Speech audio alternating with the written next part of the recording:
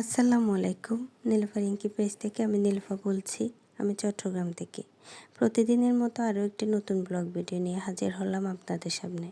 আশা করি আপনারা যে যেখানে আছেন সবাই অনেক বেশি ভালো আছেন। আলহামদুলিল্লাহ আমিও ভালো আছি। ছোট্ট এই পৃথিবীতে আমরা সবাই দুদিনের অতিথি মাত্র, অথচ এই জীবনে আমরা কতই না স্বপ্ন দেখি।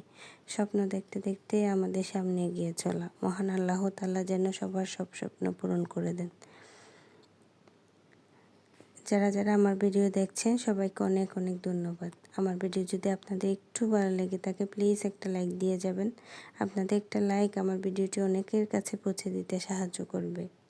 আজকে ব্লগটি আমি সকালের নাস্তার পর থেকে শুরু করেছি। ডেক্সি পাতিল অনেক জমা হয়ে আছে, ওগুলো ধুয়ে নিলাম। এরপর রান্না করব। রান্না বলতে শুধু মিষ্টি কুমড়াটাই ভেজে নেব, সাথে কতদিনে অল্প তরকারি আছে ওগুলো দিয়ে ছালিয়ে দেব। আসলে প্রতিদিন রান্না বান্না করতে করতে করতে আর ইচ্ছে করে না। তো এদিকে বাজিটা বসিয়ে দিয়ে আমি কাঁচামরিচ ব্লেন্ড করে নিয়েছি। আমার যখন যেটা প্রয়োজন হয় আমি তখন সেটা করে নিই। আসলে একা মানুষ, সব একসাথে করলে দেখা যায় নিজের জন্যই সময় পাচ্ছি না। তো শুধু কাঁচামরিচটা ব্লেন্ড করে নিয়েছি। এরপর পরোটার জন্য ডো তৈরি করে নিচ্ছিলাম। যখন ফ্রি টাইম পাবো তখন বানিয়ে নেব। এখন বানালে দেখা যাবে দুপুরের সব কাজে দেরি হয়ে যাচ্ছে। ডোটা রেডি করে আমি ঘরটা পরিষ্কার করে নিচ্ছিলাম।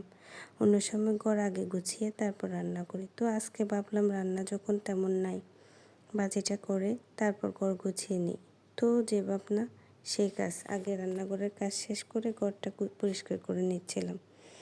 ঘরে এত ধুলো হয় কি বলবো, শীতের সাথে এখন ধুলো আরও বেশি বেড়ে গেছে। তাই সব কিছু একটু মুছে নিচ্ছিলাম। সকালে গাছে পানি দেওয়া হয়নি, তাই দুপুরবেলায় গাছে পানি দিয়ে দিলাম। এরপর দুপুরে গোসল নামাজ শেষ করে ছেলে মেয়েকে খাওয়াই নিজে খেতে খেতে আসরের আজান দিয়ে দেয়। আসরের নামাজ পড়ে কিছুক্ষণ বসে সন্ধ্যার নাস্তাটা দিয়ে দিলাম সবাইকে। এর মধ্যে মেয়ের চকলেট খাওয়ার ইচ্ছে করছিল, তাই ওকে চকলেট বানিয়ে দিলাম।